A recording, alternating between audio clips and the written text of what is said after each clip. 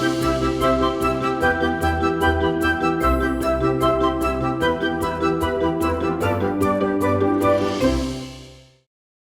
शकील अहमद जी का सवाल है सर। ये कह रहे हैं कि बागेरिया इंडस्ट्रीज 180 रुपये के रेट पर 1000 शेयर हैं। अंशुल सर, इस पे सजेशन दीजिए, प्लीज़ गाइड कीजिए, क्या करना क्या चाहिए स्टॉक में अब। सर इसको अगर 1-1.5 साल नहीं छोड़ सकते हैं तो फिर आप गलत स्टॉक में हैं। ये 1-1.5 साल का प्ले है। 6 महीने मैनेजमेंट ने मांगे हैं अपने एक्सपेंशन को कंप्लीट करने के लिए। वो कंप्लीट होने के बाद जब नंबर्स शो होना स्टार्ट होंगे तो फिर ये स्टॉक आराम से 268 रुपए तक जा सकता है। बट 6 महीने तो अभी मैनेजमेंट को ही चाहिए अपना एक्सपेंशन पूरा करने में। उसके बाद नंबर्स में इफेक्ट आना स्टार्ट होगा। तो ये 1-1.5 साल का प्ले है। बट 265 रुपए चला जाएगा। ठीक है। मोहम्मद जुनैद जी का सवाल हमें मिला है सुपर चैट के ज़रिए और 40 रुपये का समर्थन उन्होंने भेजा है और कह रहे हैं कि sir please suggest entry in delivery में नया ट्रेड लेना चाहते हैं सर। लेवल पूछ रहे हैं आपसे, कहाँ पे सही रहेगा एंट्री। डिलीवरी अभी ठीक ठाक जगह पे खड़ा है। 447 का ब्रेकआउट आया है। ऑल टाइम हाई के आसपास है, sorry previous swing high weekly के आसपास है। 480 के ऊपर क्लोज होने का वेट कर लीजिए। 480 के ऊपर क्लोज होने पे कप कैंडल का ब्रेकआउट बन जाएगा। तब स्टॉक में 600 का टारगेट आराम से खुलेगा। तो थोड़ा सा वेट कर लेंगे तो ज्यादा बेटर है। 480 के ऊपर पूरा पूरा कंफर्ट होगा 607 रुपए के लिए। 480, ठीक है, ये लेवल पार होने दीजिए, उसके बाद आप जुनैद जी अगर इसमें एंट्री करते हैं वो शायद आपके लिए ज़्यादा अच्छा होगा। सिद्धार्थ नाथ जी हमारे प्राइम मेंबर हैं, कह रहे हैं कि नमस्कार Sandeep sir, Anshul sir. Metropolis है सर इनके पास, 2108 का रखा हुआ है और कितना नीचे आएगा, वेरी शॉर्ट टर्म टारगेट बताइए और इसमें व्यू भी बताइए। एक बार स्टॉक का नाम रिपीट कर दीजिए प्लीज। मेट्रोपोलिस सर, मेट्रोपोलिस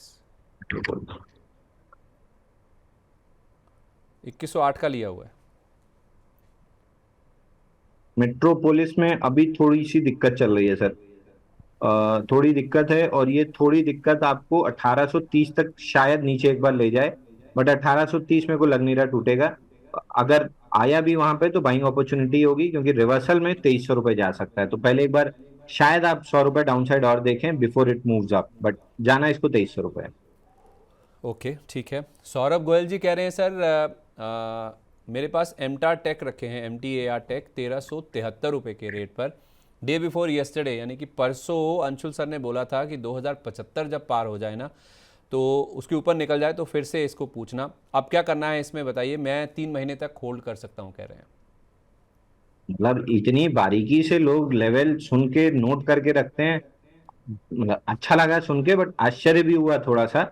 मैं एग्जैक्टली जैसे ही आपने नाम लिया मैं बोलने के लिए अपना तैयारी कर रहा था कि 2075.65 के लेवल को इसने ब्रेकआउट दिया है with a volume rise of 1590%। 1590% volume rise था कल।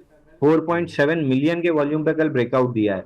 तो अब अगर ये 2040 2050 इस लेवल के नीचे क्लोज करेगा तो ये पूरा पैटर्न खराब हो जाएगा और इस स्टॉक में ब्रेकआउट फेल हो जाएगा। नहीं तो ये पूरा का पूरा ब्रेकआउट है राउंडिंग बॉटम 317 दिन का।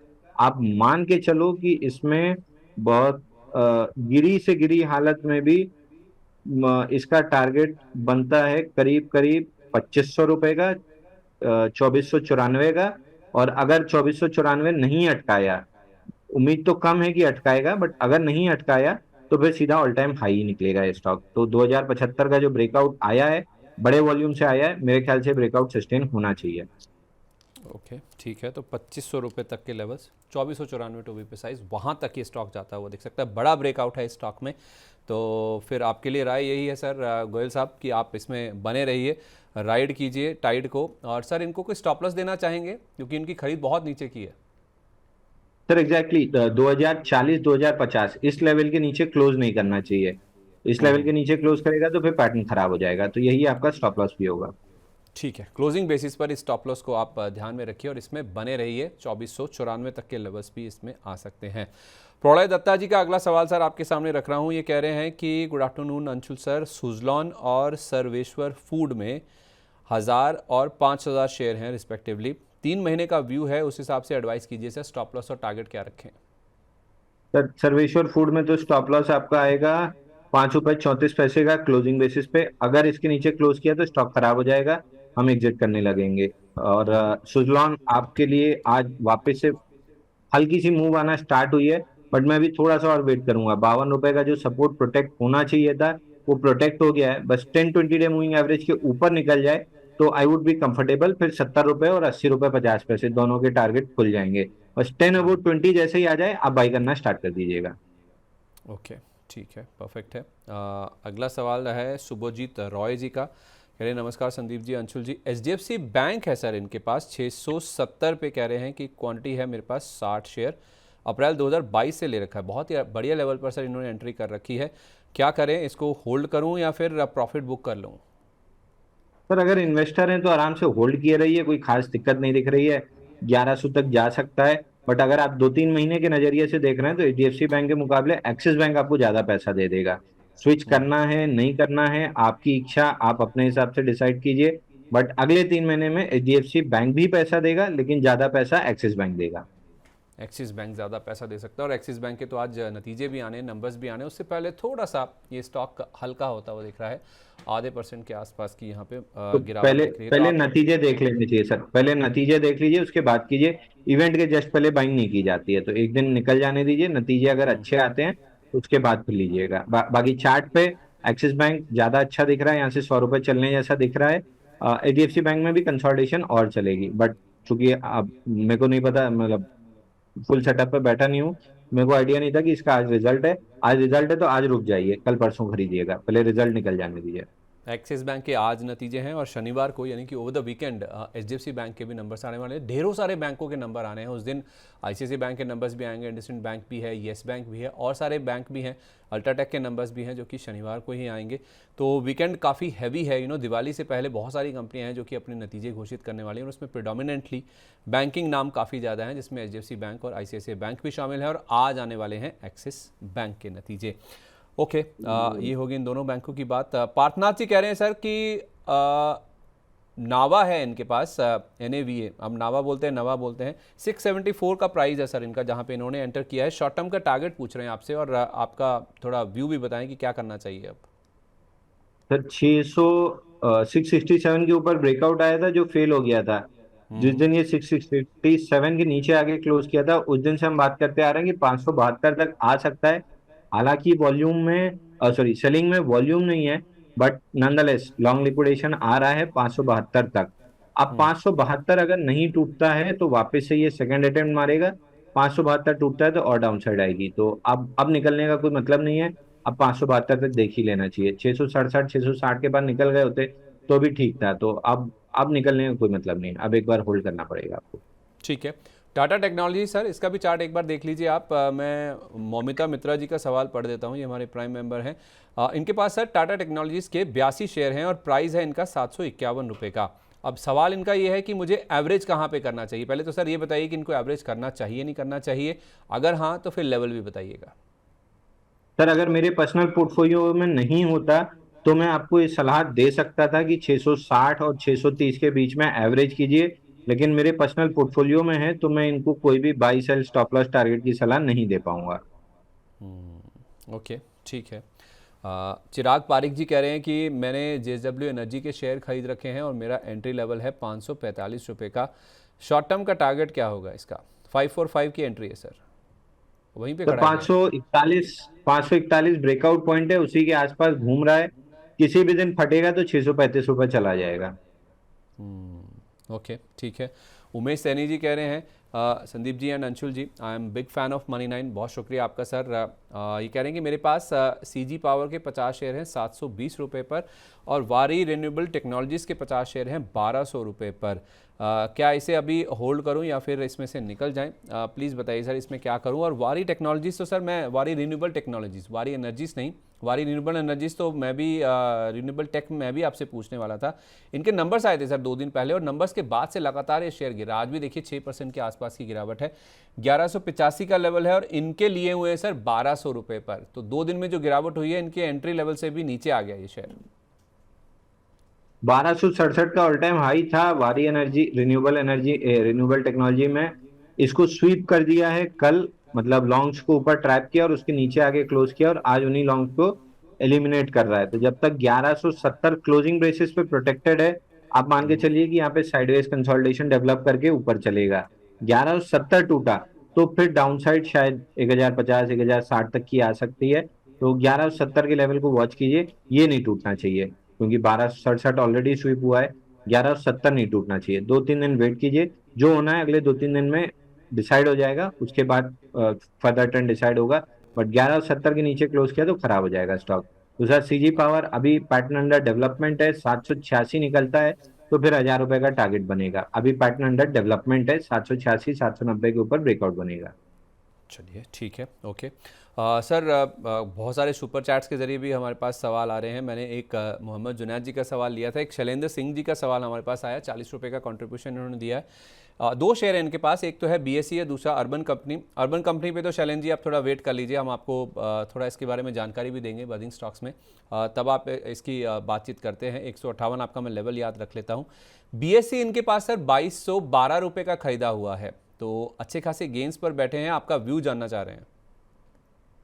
तब ये सी देखिए 2038 का सपोर्ट प्रोटेक्ट करके 2385 का रेजिस्टेंस निकाला है।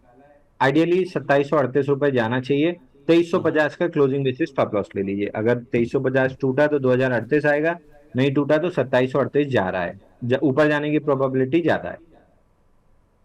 अच्छा ठीक है, अर्बन कंपनी 158 का मैं लेवल याद रखता हूँ, आगे इसकी बात करते हैं। अगला जो सुपर चैट हमें मिला है वो है प्रदीप डिडवानिया जी का, इन्होंने भी 40 रुपये का समर्थन भेजा है। दो स्टॉक्स पूछे हैं इन्होंने, एक तो इक्विटास, अच्छा इक्विटास की बात कर रहे हैं, और दूसरा एचडीएफसी लाइफ में सर टारगेट और स्टॉप लॉस बता दीजिए। एचडीएफसी लाइफ के भी नंबर्स आने हैं सर आज। सर नंबर्स पे कैसे रिएक्ट करेगा ये तो देखना होगा। बाकी एचडीएफसी लाइफ अपना बड़े ब्रेकआउट, वीकली चार्ट पे बहुत बड़ा ब्रेकआउट आया है 219 हफ्ते का, जिसको रिटेस्ट करने भी आ गया है 737 पे, ऑलमोस्ट कंप्लीटेड है। अगर यहाँ से नंबर ठीक रहते हैं और स्टॉक ठीक रिएक्ट करता है तो 1000 रुपए आराम से चला जाएगा। इन्वेस्टिंग बेट है, ट्रेडिंग बेट नहीं है, तो ज्यादा इसमें ट्रेडिंग वाली उंगली ना करें, शांति से लेके रखे रहें। 1000 रुपए पहुंचने पे सवाल पूछिए, प्रॉफिट बुक करने से पहले शायद 1000 रुपए पहुंचने के बाद टारगेट रिवाइज किया जाएगा, प्रॉफिट बुकिंग की सलाह शायद नहीं दी जाएगी। इक्विटास बैंक में प्रीवियस स्विंग लो था 52, वो स्वीप करके चल रहा है। 71 रुपए 46 पैसे तक जा सकता है, बहुत स्लो एंड स्टडी जाएगा Equitas small finance bank. Fresh buying की सलाह एकदम नहीं है, अगर है तो आप होल्ड कर सकते हैं। तो Equitas small finance bank not a good idea two by fresh. HDFC life एकदम आराम से फ्रेश बाई करके चल सकते हैं।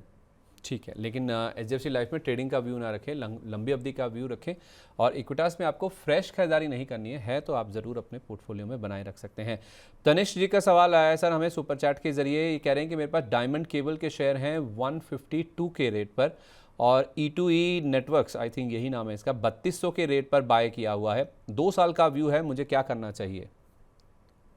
सर E2E नेटवर्क हम अपने दिवाली पिक में दे रहे हैं, ये 2 हफ्ते पहले भी मैंने इस पे मनी 9 पे और बाकी चैनलों पे दिया था। वहां से लगभग 400-500 रुपए बढ़ा था, तो एक बार हमने शॉर्ट टर्म प्रॉफिट बुक भी कर लिया। बट अगर इसको 2-3 साल के लिए छोड़ते हैं तो बड़े टारगेट्स मिल सकते हैं। दिवाली रिपोर्ट में 3x होने की इसकी संभावना है, ऐसा हमने लिखा है। 1-2 दिन में हम अपनी दिवाली रिपोर्ट पब्लिश कर लेंगे। तो E2E network standard disclaimer, clients के पास लॉन्ग हो सकता है अगर किसी ने प्रॉफिट बुक नहीं की है तो, और कर ली है तो वापस से ऑन द डिप्स हम री एंट्री कराएंगे। समय अराउंड ठीक है। 3000-3100 मिलता है तो हम री एंट्री कराएंगे। डायमंड केबल 140 का मेजर सपोर्ट है, उसको कल स्वीप किया है, यहाँ से बाउंस बैक में 160 रुपए मिलना चाहिए। तो डायमंड केबल मेरे को अच्छा लग रहा है। अगर वॉल्यूम बेस्ड बाइंग ओपन लो के साथ आती है तो मैं बाई जरूर दूंगा। ठीक है, ओके। जीके एनर्जी सर, अगर आप इसे ट्रैक करते हैं, देखिए जरा, अविनाश काले जी का सवाल हमें सुपर चैट के जरिए मिला है। पूछ रहे हैं कि मेरा नज़रिया 1 साल का है, अगर 1 साल का नज़रिया है तो क्या जीके एनर्जी को इन लेवल्स पे खरीदा जा सकता है? सर मेरे पास एनएससी में कुल 8-10 कैंडल का डेटा है, तो 1 साल का नजरिया तो आपको फंडामेंटल वाला ज्यादा अच्छा दे पाएगा। मेरे हिसाब से आपको करीब करीब यहाँ से आज ही का लो स्टॉप लॉस ले लीजिए। आज का लो है 186, 186 टूटे तो एग्जिट कर लीजिएगा। बाकी अगर 186 प्रोटेक्टेड है, मोमेंटम में 224 240 जा सकता है। ठीक है, ओके। इंद्रपाल गोदारा जी कह रहे हैं कि आईडीएफसी फर्स्ट बैंक और गेल में बाय कर सकते हैं क्या? अगर हाँ तो इनके टारगेट्स बताइए। देखिए आईडीएफसी फर्स्ट बैंक में मैं बेरिश तो नहीं हूँ, ऊपर मेरे को 84.5 आते हुए दिख रहा है। बट ये पैसेंजर गाड़ी है, क्या आप पैसेंजर गाड़ी में चढ़ना पसंद करेंगे जो हर स्टेशन पे रुकती है, या फिर ऑल टाइम हाई या 4-5 साल के हाई पे जो स्टॉक है जहाँ पे आगे कोई भी मतलब दुरंतों की तरह वो लंबे लंबे स्टॉपेज लेके और लंबा मूव देगी। तो उस टाइप की गाड़ी में, अगर आपको उस टाइप की गाड़ी पसंद है तो ये पैसेंजर है, हर स्टेशन पे रुकेगी और फ्रस्ट्रेट करेगी। तो लग तो रहा है 84, लेकिन मैं बाई की सलाह नहीं दे रहा हूँ अपने क्लाइंट्स को ना किसी को, क्योंकि बहुत धीरे धीरे चलने वाली है। तो I would avoid this counter. दूसरा कौन सा था सर? आईडीएफसी फर्स्ट बैंक के अलावा सर दूसरा नाम था गेल का। गेल। गेल भी वही है, पैसेंजर ट्रेन है, धीरे धीरे करके ऑल टाइम हाई और 300 रुपये निकलेगा। बट अगर आप पीएसयू वाले, पेशेंस वाले इन्वेस्टर हैं तो बिल्कुल यहाँ पे खरीद के चलना चाहिए। हम तो अपने क्लाइंट्स को जो पेशेंस रख सकते हैं 3-4 साल का, उनको तो बाई करा ही रहे हैं। अच्छा ठीक है, पेशेंस वाला स्टॉक है गेल, ऑल टाइम हाई लगना है, लेकिन आपको पेशेंटली इसको होल्ड करना होगा, यानी कि इसको समय देना होगा। ये ज़रूर आपके लिए एक नोट करने वाली बात है। अच्छा, एक तनिष्क जी का सवाल हमने अभी लिया था सर, डायमंड केबल्स वाला, जो आपने एड्रेस भी किया अभी। इसके अलावा इन्होंने एक और सुपर चैट के जरिए बोला है कि जैकॉब और यात्रा में स्टॉप लॉस हिट हुआ है, सेल कर दें या होल्ड कर सकते हैं? जैकॉब, जैकॉब मेरे ख्याल से मेरा स्टॉप लॉस तो नहीं हिट हुआ होगा। एक बार मेरे को टेलीग्राम चेक करना होगा। आज तो मैं खुद ही दिल्ली घूम रहा हूँ, तो खाली छोटे से लैपटॉप से काम कर रहा हूँ। बाकी जैकॉब अभी निकलने लायक दिख नहीं रहा। 45 मिलियन का वॉल्यूम था, 1115% वॉल्यूम राइज था 8 अक्टूबर को। उसके बाद से 1 2 3 4, आज पांचवें दिन इनसाइड बार है। किसी भी दिन ये ओपन लो के साथ चला वॉल्यूम के साथ, तो 175 180 चला जाएगा। तो अगर है, और क्योंकि मैं तो 4% का स्टैंडर्ड स्टॉप लॉस देता हूँ, और अगर ट्रिगर भी हो रहा है तो निकलना चाहे निकल सकते हैं। जिस भी दिन ब्रेकआउट आएगा दोबारा बाई दे देंगे। बाकी मेरे हिसाब से अभी 175 180 जा रहा है। जिस दिन ओपन लो और 25% ऑफ 50 डे एवरेज वॉल्यूम सुबह 15 मिनट में क्रॉस हुआ, बाई दे दूंगा 175 180 के टारगेट के लिए। I am very bullish on Jack. और दूसरा स्टॉक कौन सा था सर इनका? यात्रा। यात्रा। यात्रा में स्टॉप लॉस ट्रिगर हुआ ऐसा मेरे को लगता तो नहीं है, और अगर हो भी गया है तो आप फ्रेश बाई करके यहाँ पे रख लीजिए। रखा है तो रखे रहिए। दोनों तीनों केस में 190 से 200 रुपए जाते हुए दिख रहा है। अगर मेरा स्टॉप लॉस कटा भी है तो कल जाके मैं अपनी एक्सेल चेक करूंगा। कटा भी है तो मैं दोबारा बाई दूंगा। अभी स्ट्रक्चर में कोई वीकनेस आई नहीं है। ठीक है, पैसा लो भी देखिए सर एक बार। दीपक सिंह जी सुपर चैट के जरिए पूछ रहे हैं कि 39 रुपये 70 पैसे का खरीदा हुआ है, शॉर्ट टर्म का व्यू दे दीजिए। सर 3 बार ब्रेकआउट कैंडल देके फेल किया है, आज चौथी बार दे रहा है। अगर इस बार फेल किया तो मैं इसको अपनी वॉचलिस्ट से हटा दूंगा। 35 रुपए प्रोटेक्टेड है। ऊपर थोड़ी सी तेजी और मिलनी चाहिए। 35 टूटने के बाद खराब होगा, लेकिन ये चौथी बार है जब ब्रेकआउट दे रहा है। अगर ये चौथी बार में भी फॉलो थ्रू नहीं दिया, मैं अपनी वॉचलिस्ट से हटा दूंगा। तो 2-3 दिन देखिए। फॉलो थ्रू मूव में अगर 45 मिल गया तो प्रॉफिट बुक कीजिए। नहीं मिला और आज वाली कैंडल अगर फेल होने लगी तो फिर कल एग्जिट करा देंगे। ठीक है, ओके। टॉलिंस टायर सर, ये देखिए एक स्टॉक 198 पे लिया है। शाम सोनी जी का सुपर चैट के जरिए सवाल आया है, कह रहे हैं कि गाइड कीजिए कि मुझे क्या करना चाहिए, ऐड कर सकता हूँ और क्या? टोलिन टायर 169 टूटा है, लॉन्ग लिक्विडेशन चल रहा है, 142 तक आ सकता है। बिल्कुल भी एवरेज करने की ना सोचें। कोई भी बाउंस बैक मिलता है तो एग्जिट करने की सोचें। ओके। ध्रुव पाठक जी का भी एक सुपर चैट के जरिए हमें क्वेश्चन मिला है, कह रहे हैं राधे राधे। राधे राधे पाठक साहब। अच्छा, एलजी इलेक्ट्रॉनिक्स के बारे में पूछ रहे हैं। एलजी इलेक्ट्रॉनिक्स और आइनॉक्स ग्रीन एनर्जी में टारगेट और स्टॉप लॉस बता दीजिए।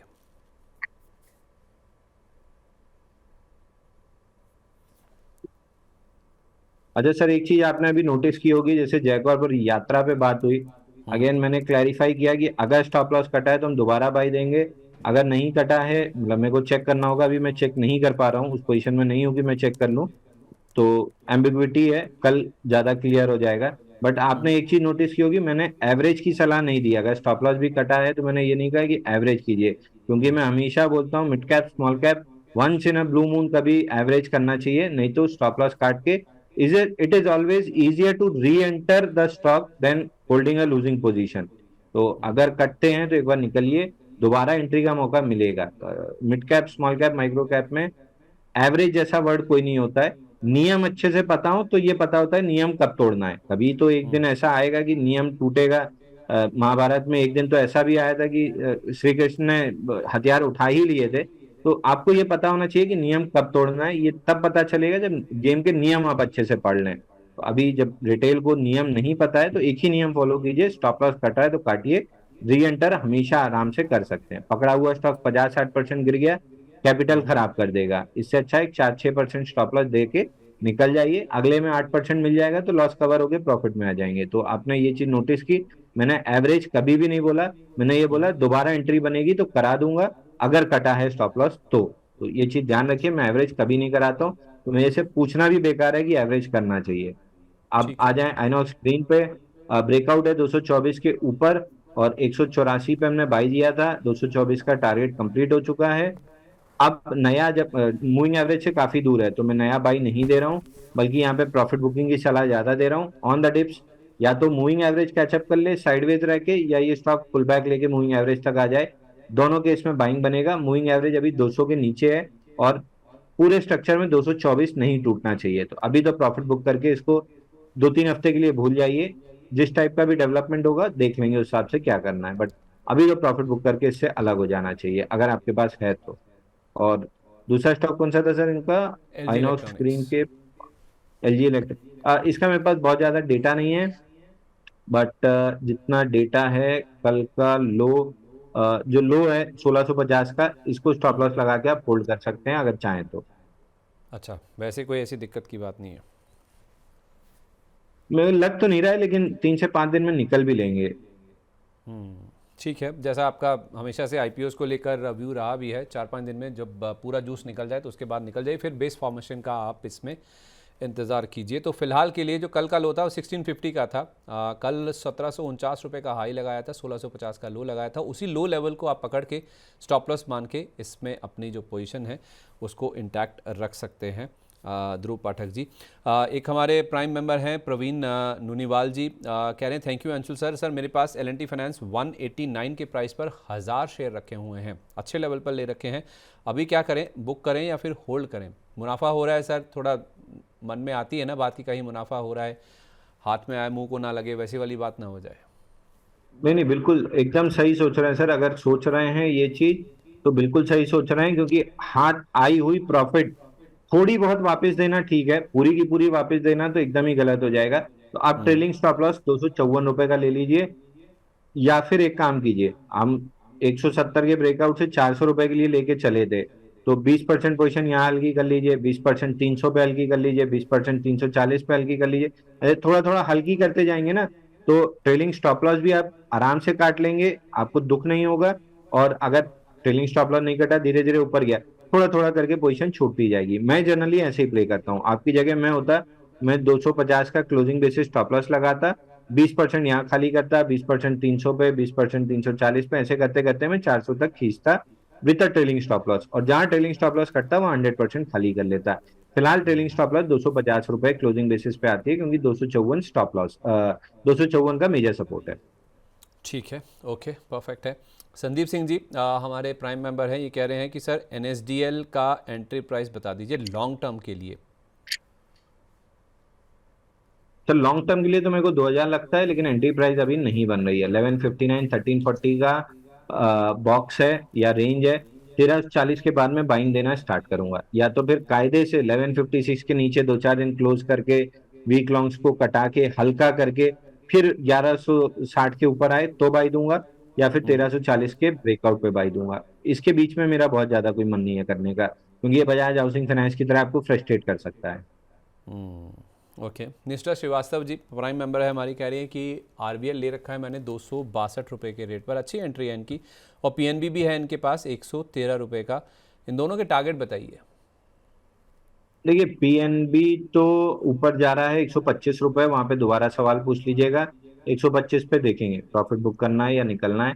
तो पीएनबी तो 125 वहां पे सवाल पूछना है, उसकी वहां पे देखेंगे। अब आइए आरबीएल बैंक पे, अगर ये 262 रुपए का या 270 रुपए का मेरे कहने पे आपने लिया है, तो फिर आप स्टॉप लॉस ले लीजिए 270 रुपए का क्लोजिंग बेसिस पे, 270 टूटे तो एग्जिट करना है। नहीं तो फिर ये जो पूरा ब्रेकआउट है 415 दिन का या 87 हफ्ते का, ये स्टॉक को आराम से 400 रुपए तक तो ले ही जा सकता है। तो धीरे धीरे जैसे एल एन टी फाइनेंस में हमने ट्रेलिंग स्टॉप लॉस खेला, Maruti, Tata Steel, TVS Motor, Mahindra and Mahindra, Titan, इन सब में हम ट्रेलिंग स्टॉप लॉस के थ्रू टॉप तक खींचे हैं। उसी तरह 270 के ट्रेलिंग स्टॉप लॉस फिलहाल लगाइए, धीरे धीरे ट्रेलिंग स्टॉप लॉस को अपडेट करते हुए 400 रुपए तक पहुंच सकता है।